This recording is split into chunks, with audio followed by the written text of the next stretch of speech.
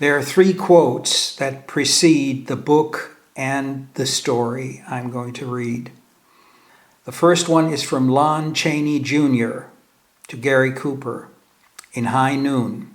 He says, "And in the end you wind up dying all alone on some dirty street. For what? For nothing. For a tin star."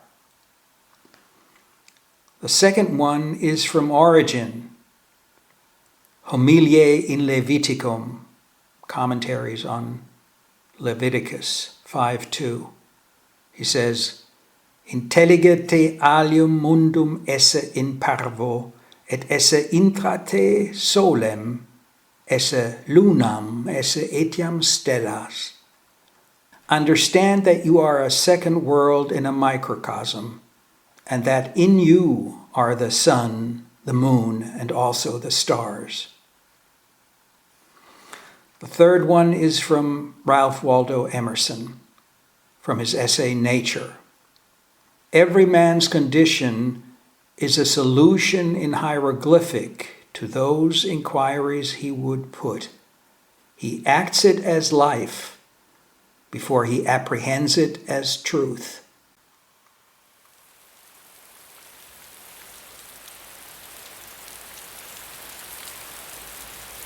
The Man at Noah's Window. A while ago, it had been pouring for days, and we were sitting in Noah's Deli on Ventura Boulevard, by now almost flooded. Rex, who always ate his breakfast by the window, told us that his father had been an excellent step dancer, but a veritable magician with his hands. In the 50s, it seemed, he had been hired now and then for hand close-ups. So, in a Western, Rex said, in those days the studios were making tons of Westerns, both for the movies and for television. When they wanted to shoot a card trick in close-up or gunplay, my father was sometimes hired and would then supposedly do the hand stunts for the star. "Supposedly?" I asked, thinking to myself, well, did he or didn't he have a hand in Westerns?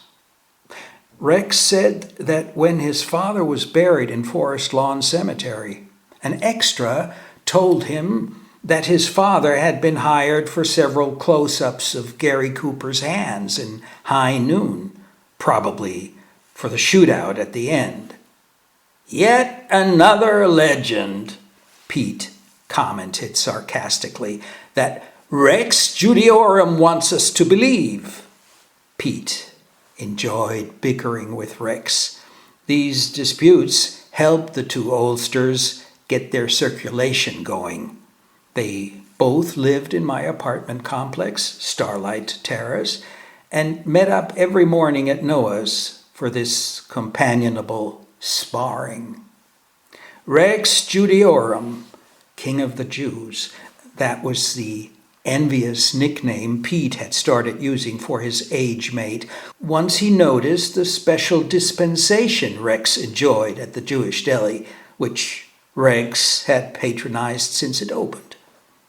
Rex did not have to stop to pay Jaffa, the cashier, for his first bagel with cream cheese and lox.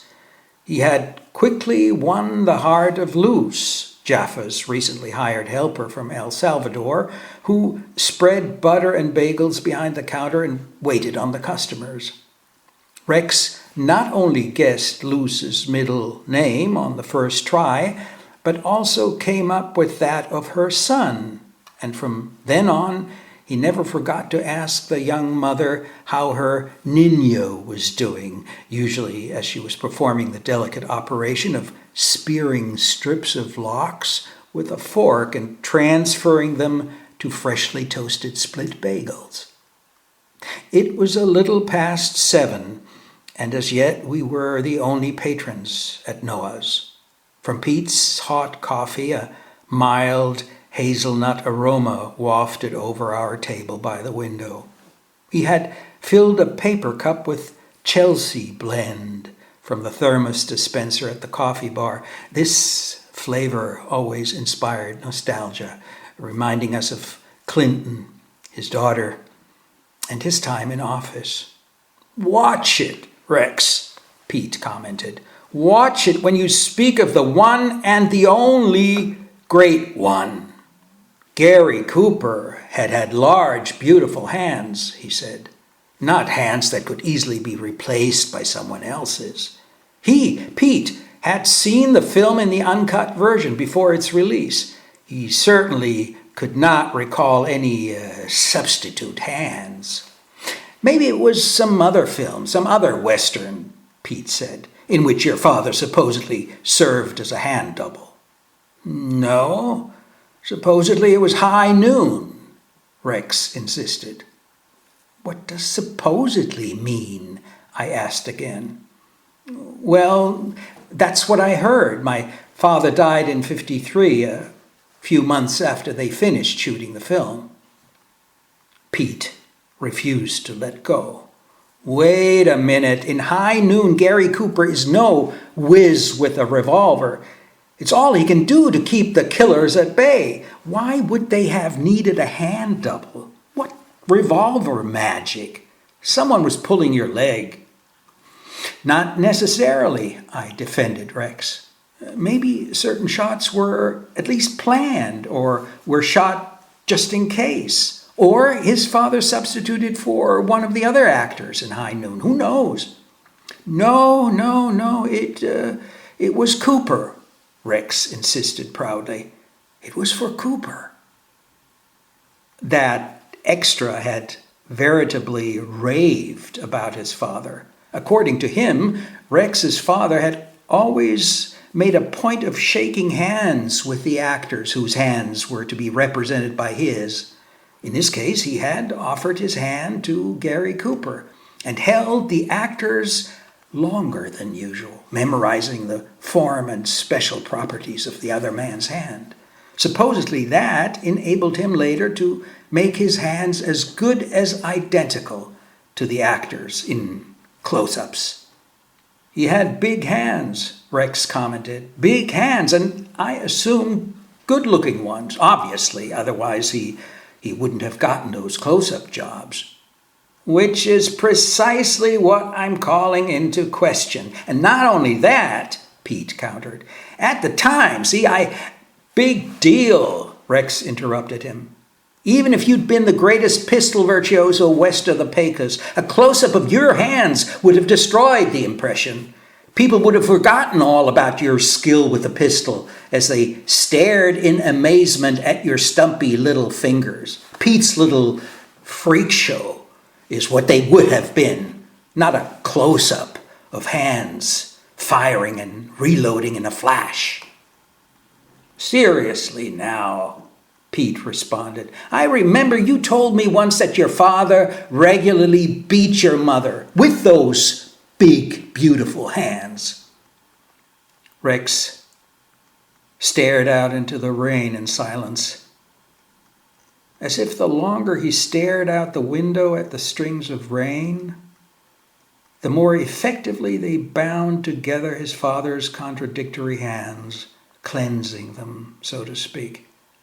Suddenly he turned to me, as if I had asked him a question and it were his duty to set me straight. "It's true. I hardly remember my parents. About 20 years ago, someone showed me a couple of old photos, allegedly of them. Strangers. I wouldn't have recognized them. When I think about them, I don't see faces. It's also true that I more or less clung to them. I hung on to my mother's skirt or apron when they fought and was swung back and forth. They never hit me, at least not that I recall, but I hung on and was swung back and forth pretty hard by their blows and violent movements. That I remember. Also that we were living in a trailer at the time. There was an area between the stove and the sink, somewhat wider than the rest of the trailer, and that was where he hit her when they'd been drinking. Rex hesitated, as if he could not rid his mind of that image so easily. My father disappeared when I just turned 6. It was my first day of school, and he'd gone with me as far as the entrance. We were late, and the lawn in front of the school was deserted, not another child in sight. We stood by the steps, and I remember that the top step was level with my head. I stood on tiptoes and peered down a dark hallway and into a classroom. The children were sitting quietly at their desks. A teacher was walking up and down the rows. Fear seized hold of me, and I turned to my father, but he was gone. I had almost reached the next corner. I waved, thinking I'd run after him as if I'd forgotten something, but he didn't see me. So I seized the opportunity and ran in the opposite direction to one of the vacant lots where we kids sometimes played. I squatted down and lit a cigarette to calm my nerves. Several days passed before the teacher came to see us, and my mother learned that I'd been skipping school since the first day. I crouched behind the trailer outside under the kitchen window and eavesdropped. At first I could hardly make out anything, then heard my mother crying as she loudly contradicted the teacher. "No, he won't be coming back." It sounded as though she was determined to shield me from the most terrible danger, from school and teachers. I felt so grateful to her that I would have liked to pop up by the window and cry with her. But then I realized who she meant. It was my father who wouldn't be back. It's funny, he ran away the same day as me. "You never saw him again?" I asked. Rex shook his head. "During the Second World War," he said, "there was a play on Broadway that everyone was talking about, Life with Father, huge hit. At the end, after the third act, the audience always remained seated until someone came out from behind the curtain and said, 'That's all, that's it, that's all there is.' The audience wanted Life with Father to go on. The fathers were all away in the war, you see." Pete, who had seen the movie but not the play, made some comment, I no longer recall what. When Rex quoted those words spoken by the man from behind the curtain, "That's all, that's it, that's all there is," in my mind's eye, I saw the curtain billow, saw the folds briefly bunch up. That was the trigger, and was unexpectedly overcome by the memory of a dream from the night before. In the dream, I was sitting with Rex by the window at Noah's, just as I was doing now. Rex had his back to the wall and had put his feet up on another chair. He was talking with someone on a cell phone, although in reality he did not own one. In my dream, I concluded that Rex was preoccupied and had no idea what was about to happen right outside our window. Troubled, I stood up and looked out onto Ventura Boulevard. The street lay there in the midday light, which was pale, as it sometimes is before a storm, and swept bare, like the street in high noon. In my dream, it did not occur to me, however, that the street was deserted. Less than 100 paces from Noah's, to the west, in front of the Bank of America building and Borders books, something was brewing. Dark cloud formations that had come down to street level were in motion, hovering at first until a thrashing wind from the north began to drive them around in a circle, and they rotated faster, then uncontrollably fast, gushing in a foamy stream, swirling into a tight ball, rearing up to form a head, flaming in grays and purples as if fire were darting through them. "Man, it's moving too fast out there. Take a look," I shouted at Rex. But he continued talking on his phone as if he did not hear me. I looked out the window and knew I would not make it home. Any minute now, all hell would break loose. I saw that the wind gusts were rounding up clouds from all directions, bringing them together too fast, and now threatening to let loose with terrible force. I ran to shut Noah's door. That much I recall. Then I ducked into the wall across from Rex. That is to say, in the dream there was no wall, but instead a dark, windowless space into which I fled as everything began to shudder and shake. I called to Rex, who was still on the phone and did not hear me. At the last moment, I threw myself to the ground, clasping my hands over my head to protect me as panes of glass and the doorframe rattled. The storm from the boulevard descended with a howl and raged along Noah's, smashing its glass facade and ripping it out of its moorings. At this point in the dream, as at this point in my memory of it, I woke up. Berserk. The word came to me while my eyes were still closed. The image had gone dark, darkened by the berserk power of the storm itself. But then out of the darkened image emerged the echo of something different, something entirely different, that rang out briefly, brightly, and in my nostrils was an animal smell. In my ears, the sound of hoofs. But I could not hold on to this image, and although I tried to follow it, my eyes wide open, it vanished. I found it oddly unsettling that the scene here in the deli resembled my dream in its general outlines. For besides Rex and me, only Pete was there in Noah's. Without our noticing, Luce had probably gone back in the baking area, and Jaffa had not yet put in an appearance that morning. Rex seemed distracted, as in my dream. He was preoccupied with something and was bickering with Pete again. I looked out onto the boulevard toward the west. True, there were no wind-whipped clouds massing at street level, but the illuminated Bank of America building and the neon tubes framing borders dissolved in the ceaseless ropes of rain which frayed into strands as the wind drove them against the window. Abruptly, Pete stood up and reached for his umbrella. "I've had enough of your insults," I heard him say. And as he walked past me, "This guy wants to turn me into his keeper."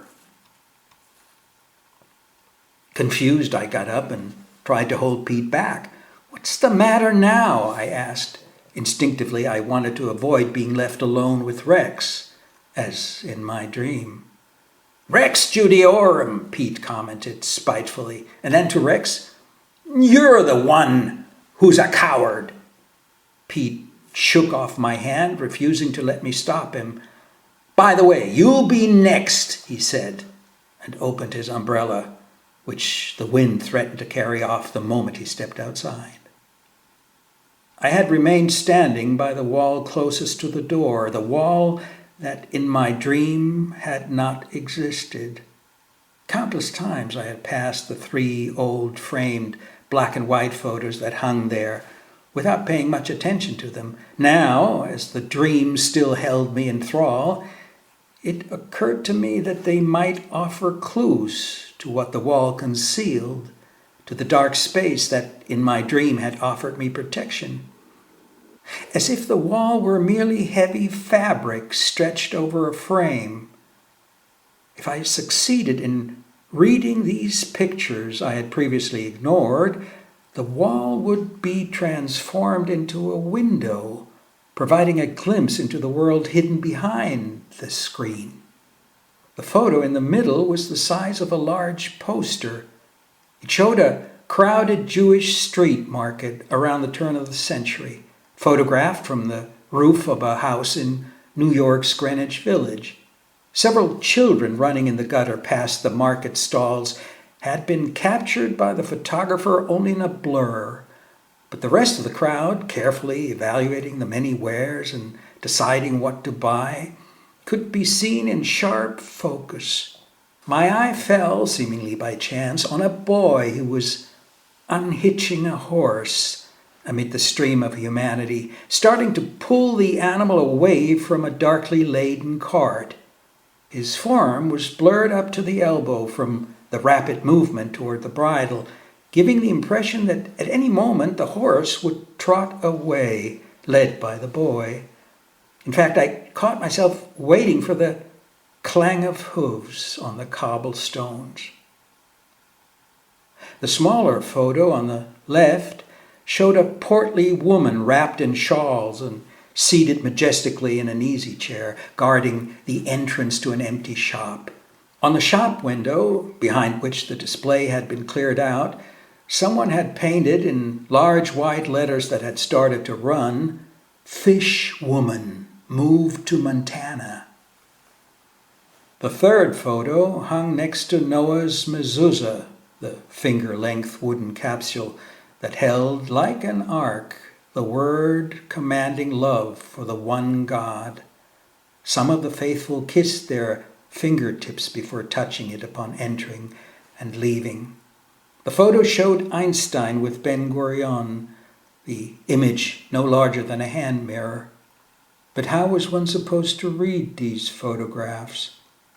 Was it pointless to search them for clues? To intuit something in their reality that connected them with mine? "So, are you acting offended too?" I heard Rex saying behind me. "Oh, not at all." I turned to look at him. Rex was sitting there, his head leaning against the window, as if he could still see Pete, who had long since disappeared in the rain. "What were the two of you quarreling about just now?" "I had the gall," Rex said, "to cast doubt on Pete's memory, and to quote June, who mentioned his excesses involving alcohol in the... Well, never mind. I was fool enough to ask the man for a favor. And he promptly chickened out." Rex looked at me. "That's how it is," he said. "We're always preoccupied and don't want to see or hear what others need." He pointed to the photographs on the wall. "No," I said, I was only... Those pictures reminded me of something. Last night when I wondered if I should tell Rex about my dream.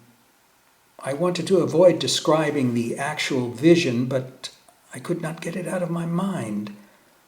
I said, as if the idea had come to me when I looked at the pictures, "Did you see the pictures from Jerusalem yesterday in the LA Times?" "What pictures?" Rex asked. I didn't get around to reading the paper yesterday. There were 3 photos, single images captured by some sort of surveillance camera, I think. In the first one, you saw a ballroom filled with wedding guests dancing. The bride and groom were being carried through the crowd on chairs by their friends, somewhere on the 4th floor of a Jerusalem hotel. Suddenly, the floor gave way. "Sounds like a nightmare," Rex commented. "Yes, a nightmare," I said, and fell silent as the middle picture came back to me.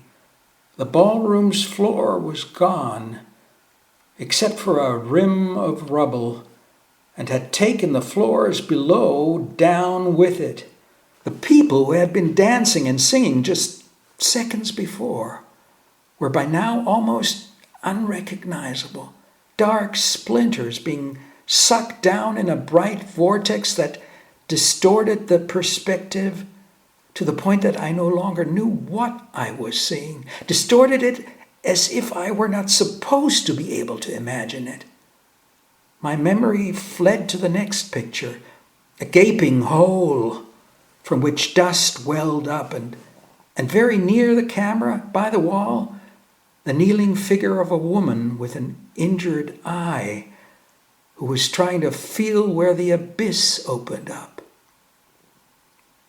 Rex, too, was silent, as if following this nightmare in his mind, as if the images I was seeing had communicated themselves to him as he gazed out the window, as if the confused web being woven by the strands of rain pulled everyone capable of seeing from the first image to the second, from the second to the third, but then from that one to the final one, already present and lurking within us.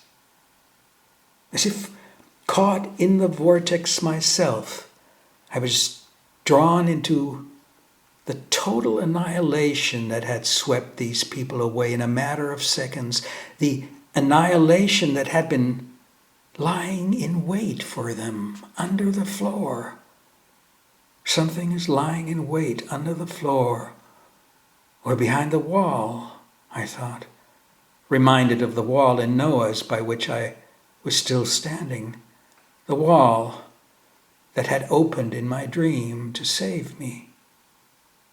In reality, a reality that once I had become aware of it appeared no less odd than in my dream. In reality, Noah shared this wall with Hooper's camera, the photo shop next door. A photo shop, of all things. I had gone there to get the passport photos I needed for the trip I was about to make. By the way, wasn't the name Hooper the same as Cooper? If you aspirate the sea, already you're passing through the wall into the... Strange, the things you remember, Rex interrupted my thoughts. He gestured to me to join him by the window. Why you suddenly remember something. For instance, I just recalled something I realized in 1975, something I hadn't thought about in 35 years. Down that way, he gestured toward the east, at the corner of Van Nuys. The light had just turned green, and I crossed Ventura Boulevard to go to the newsstand. Nothing out of the ordinary. Suddenly, as I was walking, I remembered what my mother was. She was a hooker. It was in the town where I spent the first years of my life, Madera. You wouldn't know it. It's north of Fresno in the San Joaquin Valley. Suddenly I see these images before me out of nowhere. I must have been 5 or 6, and I was running toward what we used to call a motor court, a kind of motel. Someone had given me a quarter, and I wanted to go to the movies. I always had some coins on me. I knew all kinds of smutty verses and songs, and I'd get up on a table and perform. People would laugh themselves silly and often gave me their small change. At any rate, I remembered running to one of those motel doors, turning the knob, pushing it open, and the door opened only a crack. A safety chain was on. I pressed my eye to the crack and saw something. It looked like a dark blood spot on the floor by the bed. Next to it, a tipped-over nail polish bottle. Then my mother's head on a pillow and a man's face above her. I could make out his face easily, but hers... all I saw was her nose and one eye as she arched her back to see me. "I want to go to the movies," I said. "So-and-so gave me money. Can I?"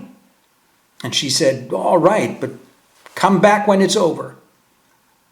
I closed the door and dashed to the movie theater. It's weird. The whole scene came back to me in a flash. Where was your father at the time? They were already separated by then, I guess. As I said, one day he simply took off.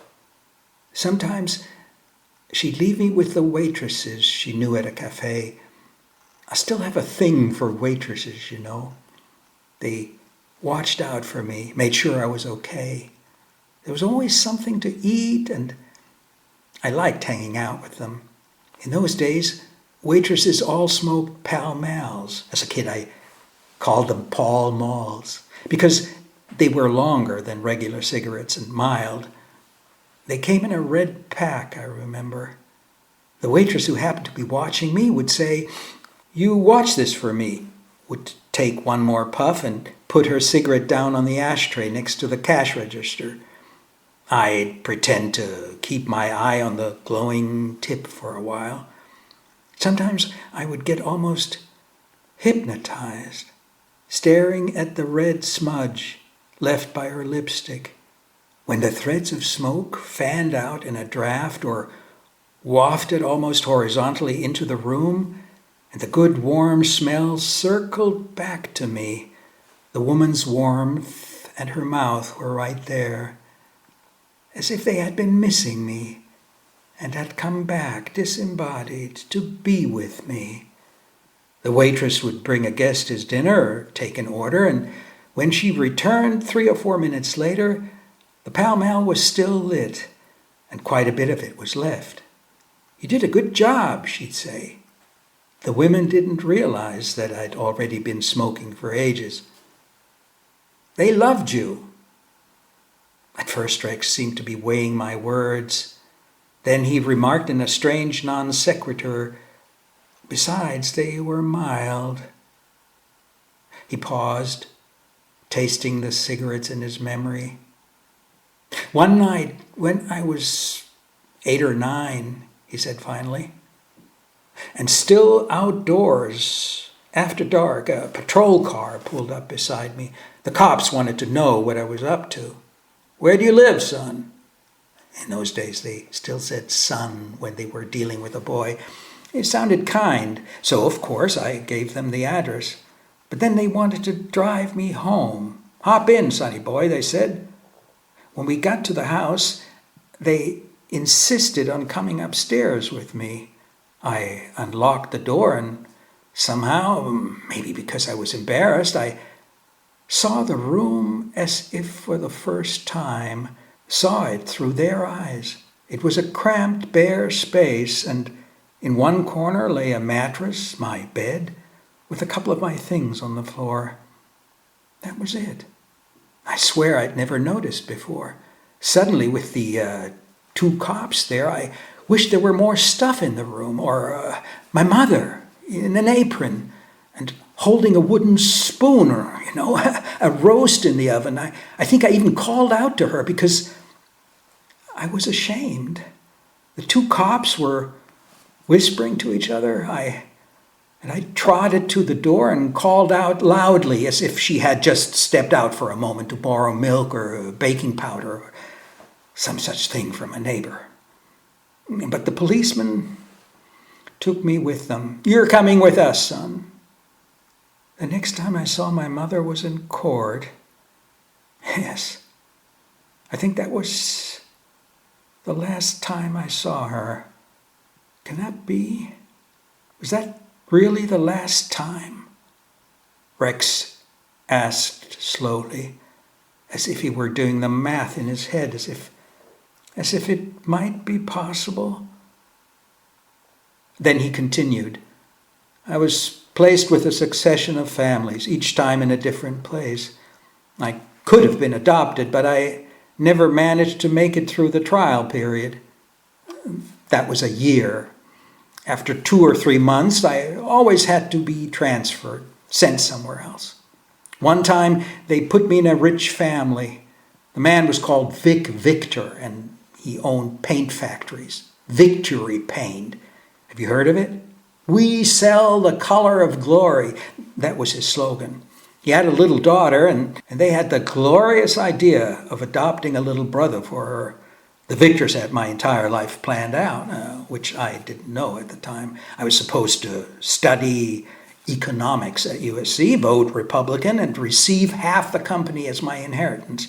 Every day, The man gave me more schoolwork, more than I could ever handle. At some point, I must have gone crying to Mrs. Victor. I felt so awful that I asked her where I was going to be sent the next month. Where? She asked in amazement. You're staying here, of course. We're going to adopt you. No more talk of a trial year. After that, I did everything I could to get them to dislike me. I made the little girl cry, claimed in her parents' presence that she'd done things she couldn't possibly have done, and so on. I paid for it. When I got to the next family, I really thought they had it in for me. The Oppenheimers, that was their name. I was deposited with them around Easter, and for the first few days I ate well. But one evening, the bread they gave me was hard as rock, flat and tasteless. Then I was supposed to eat from a platter where several foods were laid out. I took something and almost choked on it. It was horseradish, I think. Mr. Oppenheimer burst out laughing when he saw my face getting redder and redder. His wife pounded me on the back while I gagged and gasped for air. No sooner had I calmed down than they told me that the fraction of a second when I couldn't breathe had been my death. That freaked me out. All right, now that I was alive again, they said, I'd been freed by that little choking death from all the bad stuff that had ever happened to me or that I had ever done. It was clear to me right away what they were referring to. I thought they were secretly out to avenge the victor's little girl. The Oppenheimers must have sensed my suspicion. They explained to me that those foods had religious meanings and that this would go on for 7 more days. That filled me with despair, and the next chance I got, I ran away. I was caught, but at some point, there were no more families. After that, it was a succession of homes, the usual. Rex said, as if I were familiar with the routine, as if everyone had the same experience. Unbelievable, I said, that in all your wandering you never ran into your mother again. Or did you? I asked, like someone who in fact never did have such experiences. Rex did not answer. Didn't you even try? Maybe I hoped to hear him say, no, I hated my mother. I was glad to be rid of her.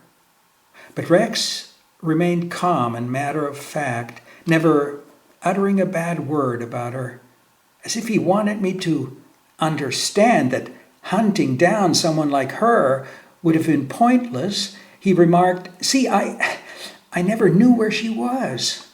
I was completely in the dark. For instance, I was born down in Long Beach. That's what's on my birth certificate. Why? I have no idea. Maybe my father was looking for work on the docks. But maybe not. Maybe she was visiting someone there. Later, she took a room near where soldiers were stationed and her services were in demand.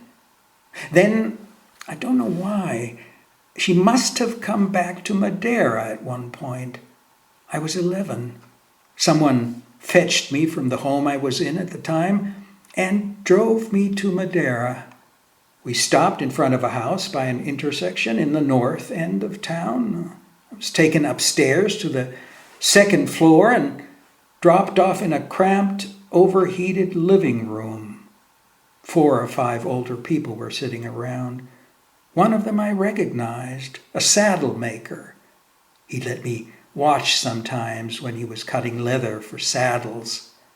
When I saw him, I was reminded of the old Civil War veteran, his grandfather or father, who he called Nick, and who always hung around the shop.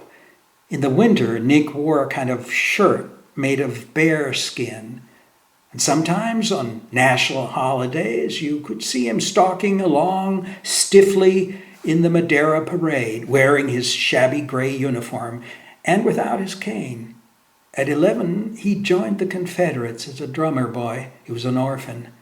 He witnessed countless battles and one time had to hide inside the drum, the saddler told me.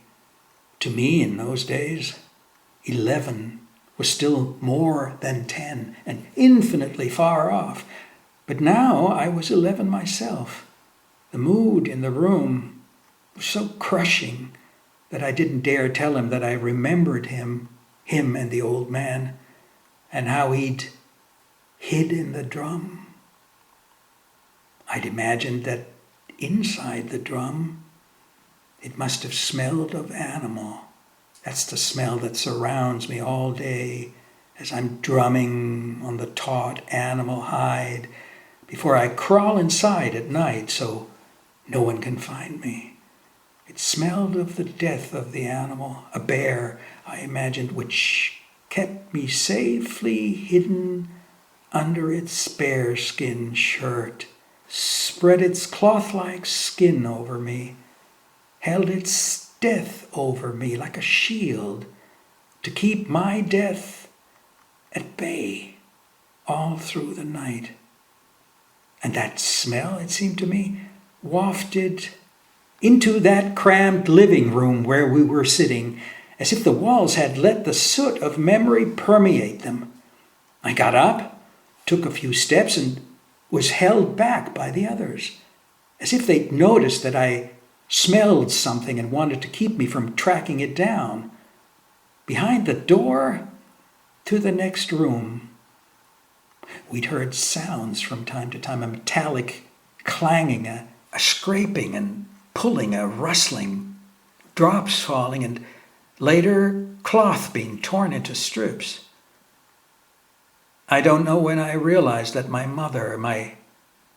mother's corpse was lying in the next room.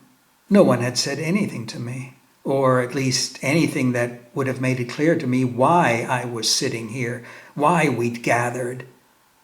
I'd assumed it had something to do with me being transferred to another home. And since this was a private house, I thought with surprise that maybe they wanted to try putting me with a family again. Madeira would have been okay by me. The longer we sat there, the more familiar the room seemed. Though I was sure I'd never been there before, I must have recognized some objects she owned when we were still together. As I said, it was hot, very hot, and in such cases the funeral director came to the house and prepared the body there. The door to the next room opened, and I saw a man in black standing on the threshold. He hesitated when he caught sight of me, even though I didn't know him. It was embarrassing for him. We had to get up to let him through to the stairs. That was how cramped it was. He was carrying 2 heavy pails filled with liquid. In one bucket it sloshed up to the rim, looking like dark nail polish. At that point, someone pulled me over to the window and opened it. Rex broke off his account, but he could see that I was waiting for him to continue.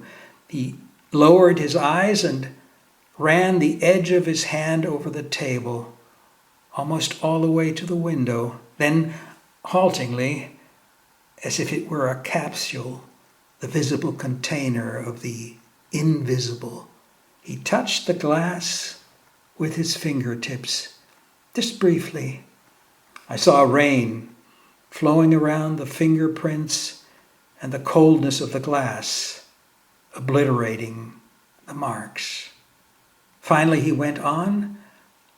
From the window at the end of Yosemite Avenue, I could see the movie theater I'd gone to every day.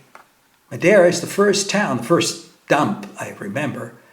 Flat, dry, windy, a little like Texas.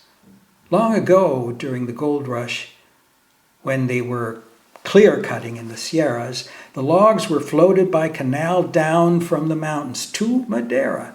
That's Spanish for wood. When people asked me where I was from, all my life I said, Madeira. I'm from Madeira. That sounded solid, as if I knew for sure where I belonged. It was in Madeira she met my father, when she was buying shoes, by the way. He was a salesman in a shoe store, located not even 20 feet from the movie house I could see from the window that had just been opened. It was as if Rex were looking through Noah's window at a second invisible window behind it, a window that had always been waiting for him out there, and now opened for him under the pressure of the incessant rain.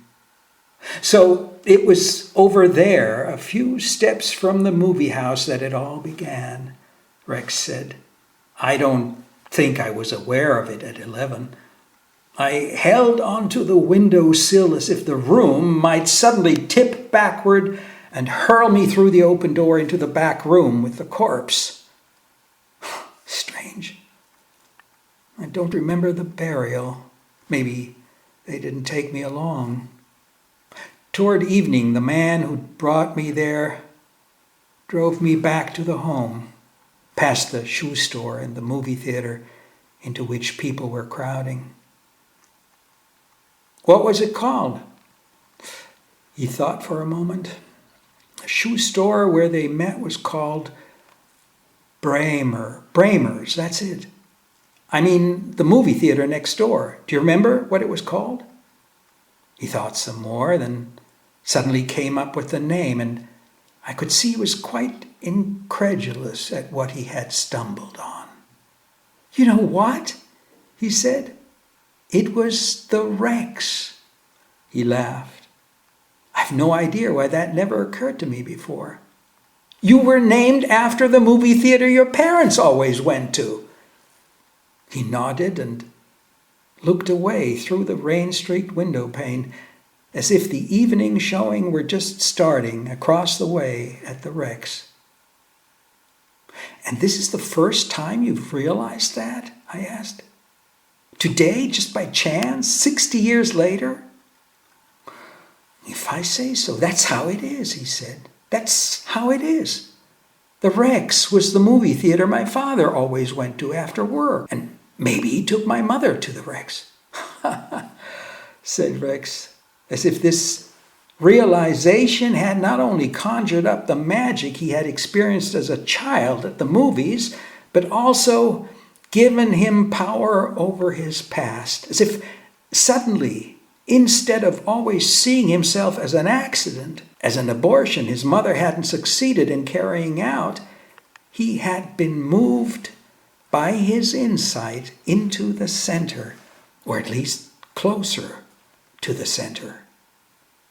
Perhaps embarrassed at revealing how pleased he was to have discovered the source of his name, thereby also revealing himself as the eternal outsider, he changed the subject. Man, you have no idea what the movies were in those days. The movies in Madeira. There were only 2 theaters.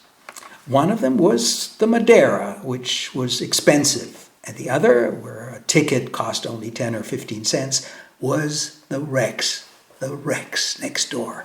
Always packed, total chaos. Often we stretched out on the stage because every seat was taken and stared straight up at the ratty screen.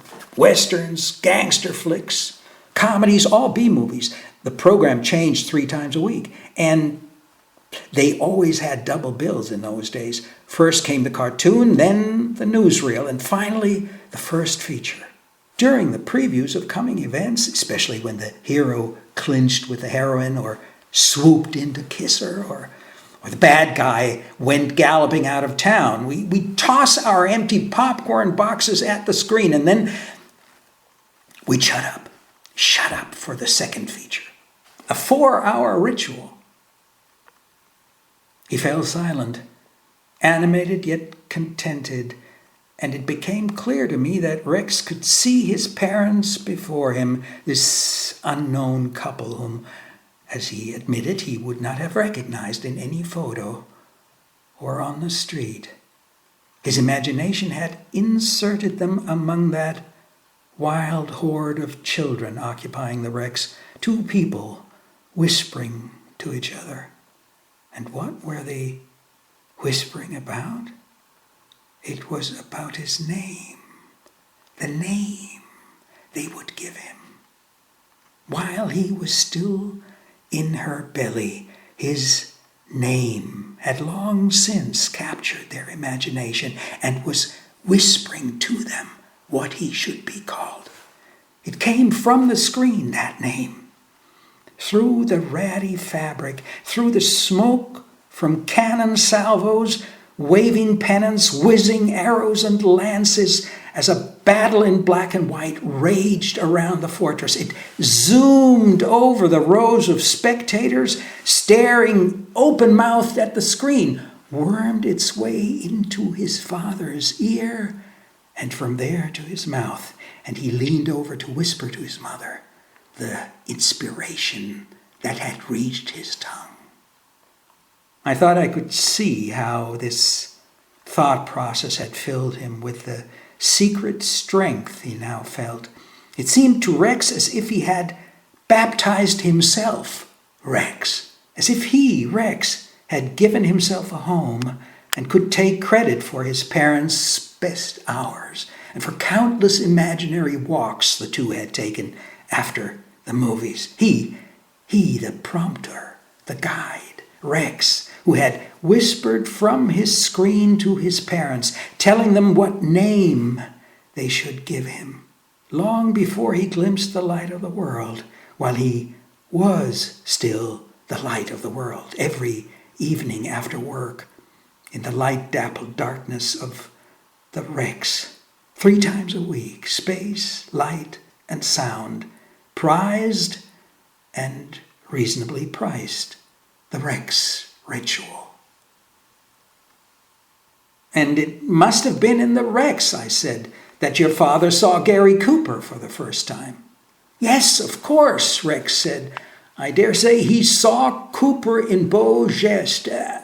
That's the first film with Coop, I remember. Or The Westerner. Or Mr. Deeds Goes to Town. Or The Lives of a Bengal Lancer. That was Hitler's favorite film, by the way, I remarked. Really? I was irked at myself for having interrupted him. Or The Adventures of Marco Polo, Rex continued, as if he had to smooth over the reference to Hitler. Or The Pride of the Yankees, one of those early Cooper films, in the Rex. And to think he was holding my mother's hand, maybe a little tipsy, but romantic. She must have liked that. In the movie theater, in the Rex. He held her hand and couldn't have guessed that his hand would one day take the place of the hero's in High Noon, and that those two hands were more or less identical, that of the hero up on the screen and the one down below resting on the dress of my mother, tipsy, pregnant, and infatuated, in the Rex. While he was speaking, filled with enthusiasm and hardly addressing himself to me anymore, he stared out the window into the rainy morning. It was as if he were painting a picture that he wanted to correct here and there. But at the mention of the film's title, I was suddenly reminded of the signature melody in High Noon. I had seen the film in Germany when I was a child, not in 1953 when it was first released there, but maybe in the late 1950s. The images themselves could not be separated from that melody, the song that now came to mind. It hovered over the shots of the bleached sky, the bare-swept street, which Marshall Kane, a.k.a. Gary Cooper, must walk down to confront the men who arrived on the noon train to kill him. Before that decisive moment, he is abandoned by the woman, Grace Kelly, the stunning woman in white, whom he married only an hour before and with whom he was hoping to ride away so they could consummate their marriage. He hoisted her in the air, holding his bride by the waist with strong hands, and set her down on the justice of peace's desk, promising the laughing, singing guests that he would not let the bride get down until she kissed him. At that point, someone interrupts the merriment, bringing word of the noon train, and the ground caves in. Kelly abandons Cooper because he refuses to run from the killers. Then the song is heard again. Sometimes when my father sang it to me, darkening his voice because he saw that I liked the sad song better that way, Campfire Dark, as if a lonely cowboy were singing, he sang in German, Warum bist du von mir gegangen? Oh, why have you gone and left me? I couldn't remember the rest of the words because at the time I always fixated on the word gegangen. It sounded so terrible, so final. The couple, whom I always secretly identified with my parents, had parted. One of them had deserted the other, irrevocably, once and for all. As my father sang, I saw the hero searching, saw him sitting by the fire under the empty night sky, staring into the flames and muttering the question. There was only this question which went unanswered. He sang the question and left me dangling with his final, hopeless, sorrowful gegangen in my ears. I'm sure I was afraid at the time that my parents might split up. The fear made my throat tighten and prevented me from remembering the rest of the song. Fear that my father was singing so beautifully with such mournful loneliness because he sensed that the song expressed his own destiny, and therefore mine as well. Nonetheless, I loved hearing that song. I don't know why, and asked him again and again to sing it for me. Why? It also seemed that the man by the campfire, my father and me, received some answer from the song after all. I saw Cooper, the solitary Cooper in high noon, knocking on doors, asking for help, but in vain. He had no choice but to walk down that street alone, walk down the deserted street. They shot that film, Rex was saying, a couple of miles east of here, on the Columbia Ranch in Burbank. Really? High noon? In those days, they had all kinds of western streets on the lot. Hadleyville, a whole town. Listen, I said, I just remembered the song you heard at the beginning. I know it only in German, but Rex interrupted me, singing, Do not forsake me, oh my darling. Of course, Tex Ritter sings it better, Rex added with a grin. Then he sang the line again, Do not forsake me, oh my darling. It sounds much darker in German, I said. He doesn't ask her not to leave him. She's already left him, and it tears him up. He can't understand why she would do that. How does the song go on in English? Do you remember? Rex tried to reconstruct it, tapping the table in 4/4 time. His hand soon captured the rhythm of a lone drum, which I recalled clip-clopped for many measures like hoofbeats, pursuing the voice from a distance. Do not forsake me, oh my darling, on this our wedding day. Do not forsake me, oh my darling. Wait along. I don't remember the rest of it either, Rex said. Tex Ritter was an old cowboy, you know, and he drawled the word day, as if the wedding day first had to pass through a deep valley with the cowboy before it finally climbed to a safe elevation, like his voice. He also stretched out along, as if the waiting they did together, I mean her waiting along with him, waiting for him and on his behalf, were their consummation. Sorry, I have to get going now, I said, pulling on my coat. Must you? Rex asked. Already? It's raining so hard. Well, my flight leaves at 3 and I should head for the airport at noon. Your flight? Yes, I have to go to Germany. To Germany? Man, and when will you be back? In a couple of months, I think, at the end of July. At that, it came back to me later as I thought about it, at that, something in Rex changed. He insisted that I sit down again. Hey, just 5 more minutes. Give me 5 more minutes, he begged me. Just think, a couple of months before he died. You mean your father? Coop, man. Cooper, Gary Cooper. Rex corrected me. It was February 61. Kennedy had just been inaugurated a couple of weeks earlier. I was in a men's clothing store in Beverly Hills, on the corner of Wilshire and Beverly Drive. The shop belonged to Saul Hester. He carried the best men's jackets at the time. Saul looked like Peter Gunn, the coolest detective, and I...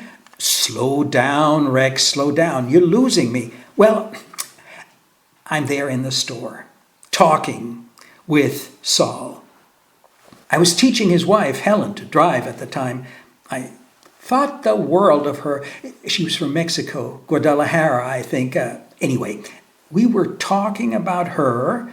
Saul was asking questions that were making me more and more uncomfortable. I was trying to think how I could get out of there when I heard the door chime. A customer, I thought. Here's your chance to slip away. And then in comes...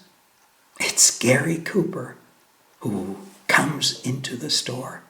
Suddenly, he's standing next to me. He nods, shyly. I just stand there, completely frozen. Don't even respond. He was shy, seemed apologetic at interrupting. Then he speaks. Saul draws him to one side, but there isn't much room in the shop. Cooper's only an arm's length away. The two of them are talking. Cooper in his low voice. He smiles at Saul, and Saul listens. Something inconsequential, it seems to me. And I look at his hands, his large hands. They're spotted, and for that reason, beautiful. He rests them on the glass counter of the display case. He's not there to buy anything, to pick anything up. Then he leaves. Saul, I'm still glued to the spot. Saul comes over to me, his face pale. And when he sees over my shoulder that Gary Cooper doesn't stop in front of the store, I turn to look. Cooper's crossing the street toward Rodeo Drive. Saul leans toward me and whispers, "People know already." For a moment I was alarmed, thinking he was talking about Helen, that people had seen us together, that Gary Cooper was going to... But then Saul said, "We've known for several days." His voice was shaking. "Cooper is dying. Cancer." Yes, a few of Saul's friends who owned shops on Cannon and Crescent Drive had given Saul the news several days earlier. Cooper had come by to see them too.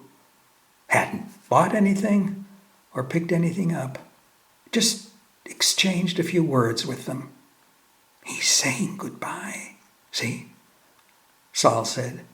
"He doesn't mention being ill, but what he means is goodbye. I'm sure we just saw Mr. Cooper for the last time." And Saul turned out to be right, you know. He never saw him again. Rex could tell that I was impressed, but really wanted to go now. Had to go. Suddenly he said, perhaps to stop me, "So I followed him." "What do you mean?" "I followed him. Rex said again. I said goodbye to Saul, left the store, crossed the street in the direction Gary Cooper had gone. And at the corner of Rodeo, by the Beverly Wilshire Hotel, I caught up with him. I stayed behind him at a safe distance. I didn't want to bother him, just see where he was going, keep him in sight. He went into another store, a stationery store, I think, on Rodeo Drive. I didn't follow him in, just looked through the window. I saw a salesgirl recognize him. She was tempted to run up to the great man, but she checked herself at the last moment, just rose on tiptoes as if that was the only way she could balance her joy and her self-control, then spoke to him, asking him how she could help him. I saw her beckon and call out to someone, saw her eyes clinging in admiration to Cooper's face as he turned away and rather shyly took several steps toward the back of the store. An older lady came toward him, moving with some difficulty. You could tell she'd known Cooper for a long time. He didn't buy anything, didn't pick anything up. He also didn't accept anything. The lady had her heart set on giving him a gift, a fountain pen, I think it was. Whatever, he wouldn't take it. But his manner seemed to promise next time. He winked as he walked past the salesgirl, who was now on the phone. I saw her ponytail swing to one side as she turned away, blushing, to share with a friend the news that the star of Love in the Afternoon with Audrey Hepburn was there in the store. Oh my God, he just winked at me. But Cooper had already left the shop. The expression on his face completely altered, I noticed. He visited 2 or 3 more shops where he'd been a regular customer. I knew Saul was right. Cancer, dying. We've seen him for the last time. I knew because I could see that the man I was following knew with every step he took, with every inch of his body. Actually, it seemed to me his visits on the streets of Beverly Hills were no different from those in high noon. He was knocking, asking for help, as if the great star were waiting for someone to reach out to him, despite his heroic readiness to die, for someone to take his hand and say, I'll go with you. You're not alone. Finally, he stopped next to a movie theater. Only then did I realize we'd gone in a circle. It was the movie theater with the Oriental Dome near Saul's shop. Cooper seemed to hesitate too when he noticed that he was almost back at Saul's store. He looked at his watch and only then realized he was in front of a movie theater. The Misfits was playing, Marilyn Monroe, Montgomery Clift, Clark Gable. Gable had died only 2 or 3 months earlier, and Cooper and Gable knew each other well. Cooper looked at the poster, stepped shyly up to it as if one of the names were hard to read, and didn't turn away until some people approached the theater. He moved across the sidewalk to the curb. Again, he looked at his watch. Then someone on the street spoke to him, a woman, a moviegoer. She was about to buy a ticket and had recognized him. She plainly wanted an autograph. She held something out to him, something to write on, a handkerchief, and then turned sideways, offering him her shoulder as a writing surface. He's completely flustered. I don't understand why. This must have happened to him thousands of times. He looks almost shamefaced as she stands there, offering him her back and shoulder, and still holding out the handkerchief. He takes it, signs, and looks around. As he glances behind him, he sees me. He nods. Maybe he recognized me, I think. Surely he remembers seeing me earlier at Saul's, just a few steps down the street. Why not, I think. Why not me too? Why don't I go to him, shake his hand, the hand my father once shook, before they switched, switched hands, and my father substituted his hands for Cooper's. And why don't I say, Mr. Cooper? What connects us through the years is, and he'll remember my father, and the close-ups of the hands in high noon. I go toward him. The moviegoer has just left. I say quite loudly so he'll hear me, Mr. Cooper, my father. At that moment, a car pulls up to the curb next to him, a black limousine. He gets in, but looks around at me, lifts his hand, maybe to wave to me, maybe also partly warding me off, to be honest. No more autographs. It was hard to tell. I'd call it a wave. He had to get into the car, after all. It was clear he'd been expecting it. Got in and rode off. It was a wave, and if I'd come closer, we'd certainly have shaken hands. He'd already extended his toward me, after all. Like a wave. I understand, I said. It would have been nice if you... I didn't finish the sentence. Clearly, Rex had often thought back to that moment. Yes, it would have been nice, he said after a brief pause.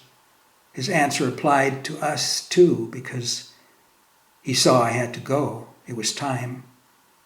I got up and deposited my tray on the counter, behind which Luz was stowing a pan of fresh bagels. See you, I said to her. See you, to Rex, and I raised my hand to wave. For a moment before I opened the door, I felt myself back in that dream about the arrival of the storm. As a dreamer, I had closed Noah's door in time, had managed to escape into the space that saved me. Now, I pushed the door open and stepped outside, hunching my shoulders. The wind had died down. I dashed home through the rain to the Starlight Terrace. 2.5 months later, when I got back from Germany, I did not go by to see Rex right away. I had various things to take care of, and it was only on the 3rd or 4th day that I got to Noah's. It was early morning again, shortly after 6. Pete was already seated by the window. He was sipping from his disposable cup when he saw me come in. I fetched bagels, jam, and coffee, then went to our table and put my tray down. You've heard? Pete said, not wanting to say the words. Rex had died 4 weeks earlier in the hospital. That day, the day when Pete and I had seen him for the last time, he'd gone for tests. It was cancer. They did not want to let him leave. Had to operate right away. He went back to the Starlight, packed a few things, and called up Pete, who lived on the other side of the courtyard. Phoned me, Pete said. That never happened before. Otherwise, he always came by. I thought, by the way, there'd be all kinds of reproaches because I wouldn't go to the doctor's with him that morning, the way I usually did. But he didn't say anything. He gave me the number of the hospital and said I should call in a couple of days. Not a single reproach. But he also didn't come by. I ran downstairs. His big blue bathing towel was still lying by the pool in the rain, and knocked on his door. It opened. He always forgot to lock it. Pete looked at me as if he wanted to be sure I believed him. I had a feeling, he said. Not that he'd find out that day, but... What about Rex? I interrupted. Pete shrugged. He'd left already. Shortly after the operation, I went to the hospital, he said. I wanted to check on him. He was still groggy from the anesthesia, or they'd given him painkillers. At any rate, he wasn't awake, not really awake, not so you could talk to him. he didn't see me, or at least didn't recognize me. When I went up to his ward, I heard someone screaming again and again, screaming at the top of his lungs, like someone out in a storm. You could hear it one floor down. I asked, "What's going on here?"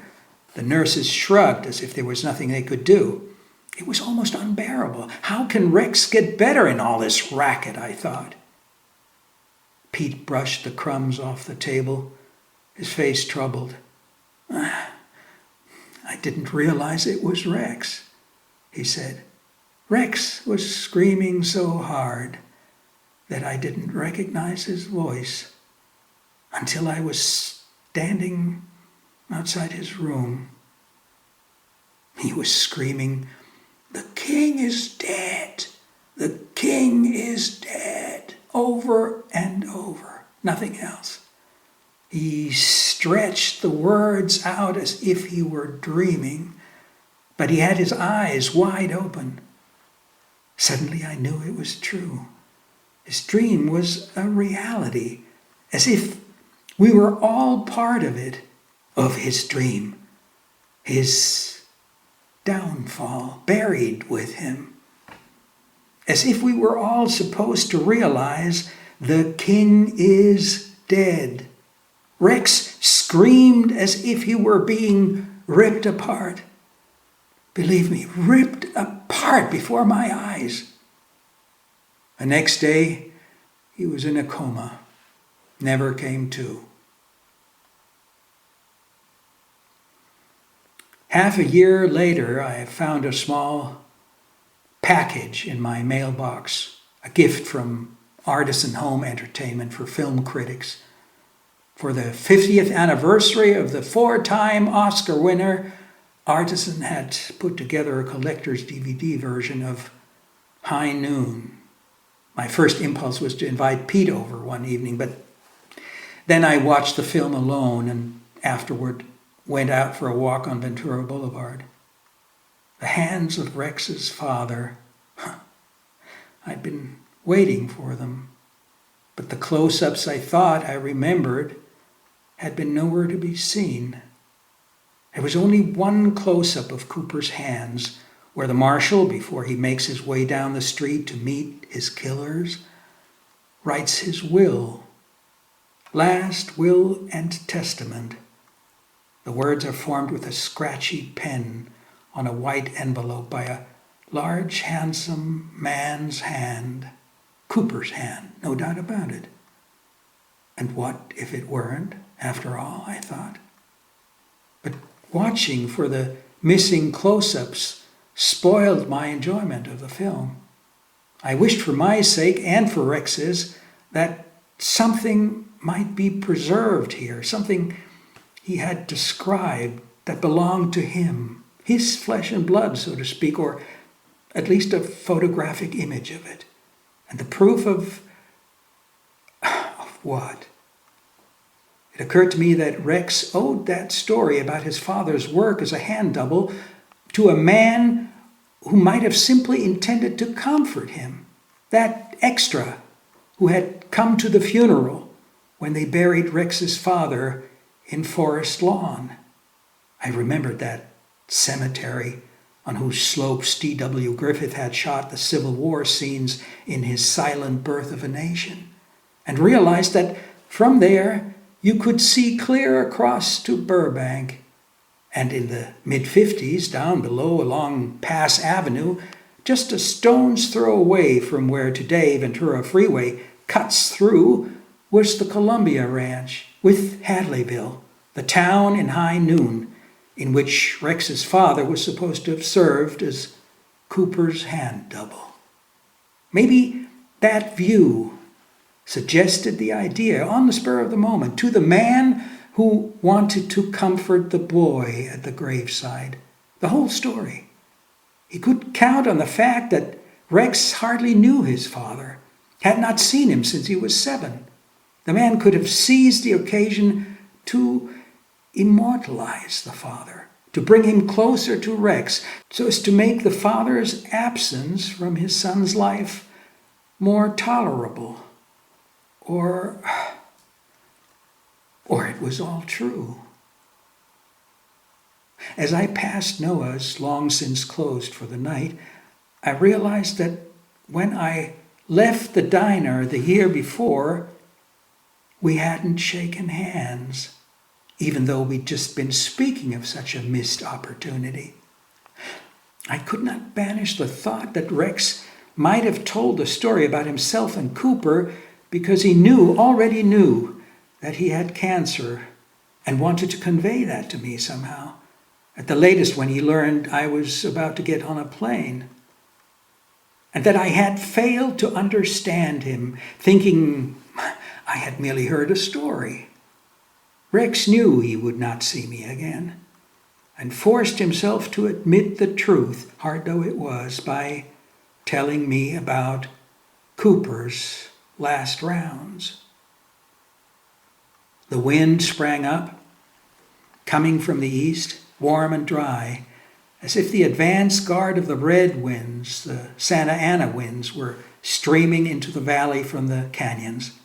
I felt wretched and guilty, overcome by the loneliness, the hopelessness that had been the persistent theme of Rex's life. It was my hopelessness as well, I knew.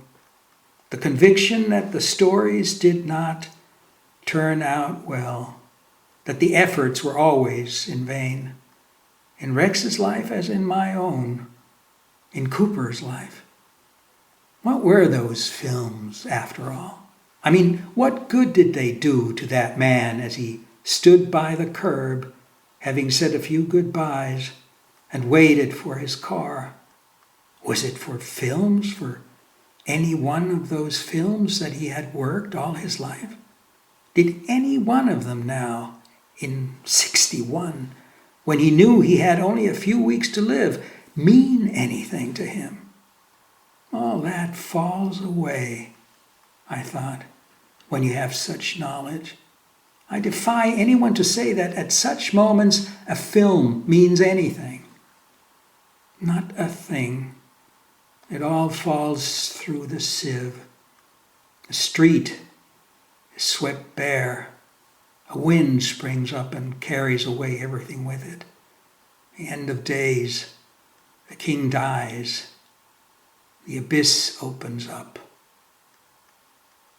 Then, shortly after I had crossed the boulevard in the direction of Borders, my dream came back to me. In the very spot where I was walking now, I had seen the fallen clouds swirling, crowding each other, spinning faster and faster. Images came rushing toward me, images from that dream. I saw myself lying on the ground again, my hands shielding my head behind that wall at Noah's, the wall that in my dream had not existed. I saw Rex far off by the window. The storm was causing everything to quake. It tore at the window panes, and the door broke through their frames and seized the man at the window until everything went dark, was ripped apart. Only now did I see something, the image that had eluded me as I woke up, the image that flashed amid that berserk darkness. I saw it flash again in its entirety, so that I had to seize hold of it, stop it as it penetrated me. I saw myself on the floor in that darkened space and heard something coming up behind me. It was a smell, an animal smell, a bearskin shirt, yet the sound was that of hooves, coming nearer, ever nearer. And then someone stopped over me. And as my head was held in the vise of its legs, without looking up, I raised my hand and felt ratty fabric in my hand. Only then did I look. It was a prisoner stepping over me in a dusty prison jumpsuit, covered with signs, some of them fell off like dust falling out of capsules. And as it struck me, this dust full of signs, all my fear of perishing in the storm left me. I saw him, saw the one who had stepped over me, his elbow blurred in rapid motion, his hand above me tugging at the horse's bridle. The hooves clopped behind me, then in front of me as it followed him. He left the space, and as he mounted the horse in Noah's, all became still as if the storm itself had now been mounted. Then he rode off through the open window, heading east, out onto the street where day was breaking. What did all this mean? And why had these images and the writer come back to me only now? I was still standing as if in a dream, but strengthened by it. Who was the prisoner who had stepped over me, causing all my fear, all my desolation to leave me? And who, by the way, was Rex? What was he to me that I had listened to him for so long, had wanted to find the scenes containing the hands? What did he mean to me that he had turned up in my dream only days before his death? And now again, half a year later, what did he mean to me that he had appeared again, ripped apart by the storm? Only Rex's death, it seemed to me, had brought the other one into view, announced his coming. The rider in dusty prison garb, the captive stepping over me, the horse. And what if I had listened to Rex that time at Noah's because I had a premonition that he was on the edge of the abyss? Not only that, but listened so closely, listened to Rex so breathlessly because I knew he was speaking of both himself and me, that it was my destiny being announced. I understood that the story about Cooper Rex had told me dissolved into nothingness, like all stories, and that would be my story, that nothing could be saved by any story. The loneliness of the man who followed another lonely man, that was my loneliness. The tale of an impending death, that was mine. The terminal illness, our conversation which encircled us, coming toward me, and here only moments before had caught up with me. It seemed I had recognized Rex in his helplessness, his futile flight from death, his search for hands, as what was most my own, which did not belong to me. Rather, I belonged to him, was at his mercy without realizing it, for I lived him daily in his flight, his loneliness, his delusional and desperate search. No, on the contrary, he lived me. He was the darkness within, Rex Judiorum, ridiculously deprived of others' understanding, wholly unaware. My dark God, who had lived me darkly, but was now ripped apart, had perished, to make way for the new. That was what had been announced, and had been brought about by the one who stepped over me, the captive liberator. As yet, I hardly knew how to put any of this insight into words, except that with the strength of the dream still sustaining me, for the first time I was free of fear. And only a bit of fear returned as I began to sense that this too would not last. That this certainty too had to be left behind. I headed west in the flickering light of passing headlights, into the wind, back to the Starlight Terrace. Something else occurred to me. It was like one last word from the Rex I had known, in whom I now recognized myself. He had told me about it during that last morning at Noah's, but as if in passing, we had not dwelled on it. I'd even forgotten it. But the longer I waited, the more evidently it provided an answer to a life. Here was something that could not be ripped apart, it seemed. At the last moment, as one was falling, what if no one ever came to step over one? But he did come. One would have to think of it and there find fulfillment enough.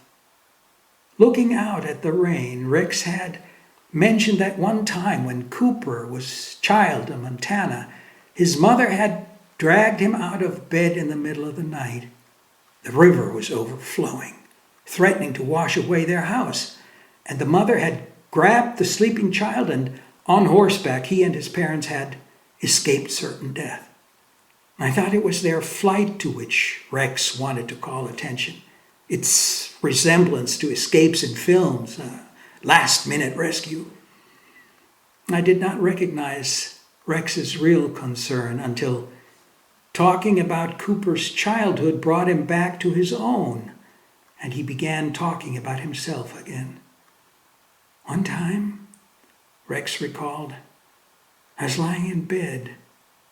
I must have been only 5 or 6, and I would always lie under the sheet, which I liked to lift up and then let down.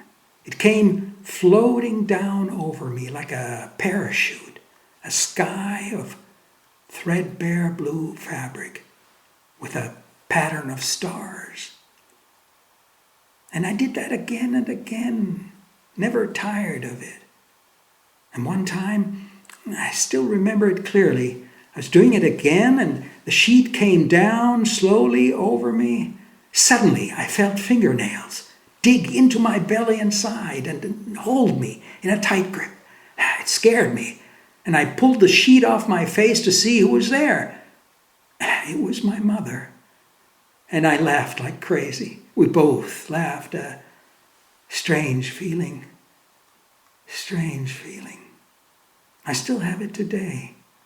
I don't see her face, but I still feel her fingernails pressing into my belly and making me laugh once I realize that it's her.